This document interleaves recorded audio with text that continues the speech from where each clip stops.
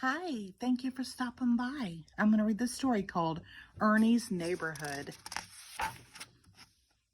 It was a busy Saturday morning on Sesame Street. David was washing the windows at Hooper's store. Susan and Gordon was planting in the little garden in front of 123 Sesame Street. Big Bird was riding his unicycle. Ernie was the only one in the neighborhood who wasn't busy. Ernie, Bert called from the window. Would you please mail this letter at the post office? Sure, Bert, said Ernie. It's my entry in the Bottle Cap Collectors Contest, said Bert. The first prize is a trip to the Figgy Fizz Bottling Company. The envelope has to be mailed today. And I promise I'd help Susan and Gordon plant their garden.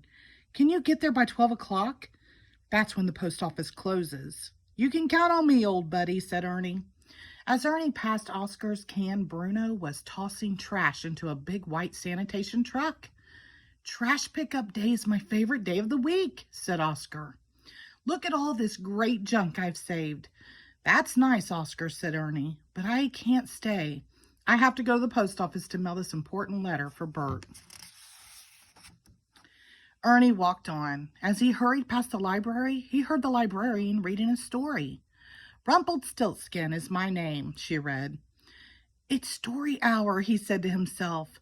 Mrs. Anderson is reading my favorite story. Ernie sat down on the library steps and listened to the story until the end. Ernie waved at the manager of Playful Pets as he passed by. I don't have time to stop today, he called. Ernie stopped in the pet store for just a little while. As Ernie waited at a red light, a fire truck zoomed by. I wonder where the fire truck is going, he thought. Then he followed it. The fire truck drove to the fire station and parked inside. Ernie saw the firefighters climb off the truck. He watched them wash and polish the fire truck. Want to help? Asked the captain. He handed Ernie a soft cloth. You can give the brass bell a good shine. In the playground outside the Sesame Street school, kids were playing games. Grover and some friends were playing softball. Ernie stopped to watch Harry Monster at bat. Harry swung and hit the ball. It flew high over the fence. I've got it, cried Ernie, and he ran to catch the ball.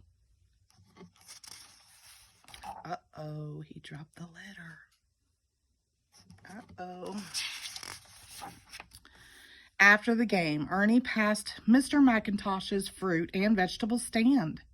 Mr. McIntosh was taking shiny red apples out of a crate and stacking them. Hi, Ernie, said Mr. McIntosh. Do you want an apple today? Thanks, Mr. McIntosh, said Ernie. I'll eat it on my way to the post office. I have to mail an important letter for my buddy Bert. On his way again, Ernie munched his apple. Then he heard a loud whistle shrieking from behind the fence at a construction site. I'll just peek in for a second, he said. Oh, I see he picked up his letter. There it is in his back pocket. Well, good. At least he got it, huh? The construction site is the busiest place in the neighborhood, said Ernie as he watched the truck pour cement into buckets. Then he watched a huge crane lift the buckets of cement to the top of the building. I'd sure like to run a big crane like that someday, said Ernie.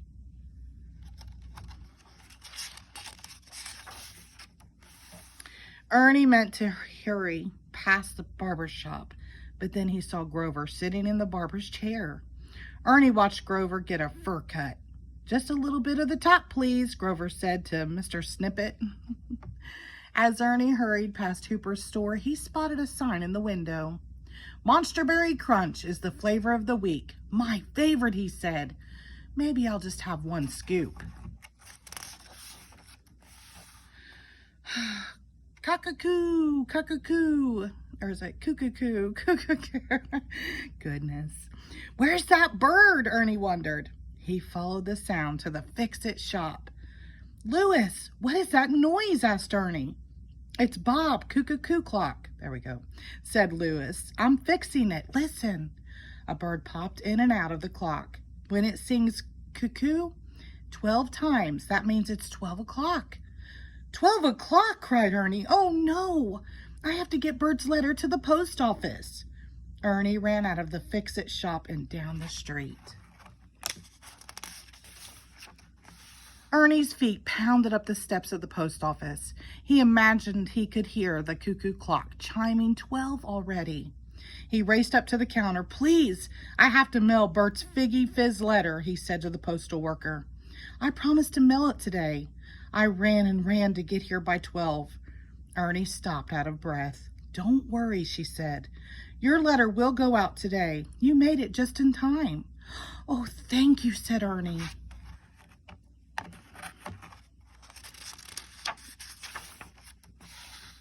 When Ernie got back to Sesame Street, Bert said, You missed a busy morning on Sesame Street. Did you mail my letter in time, Ernie? Sure, Bert, said Ernie. No problem. The end. Thank you.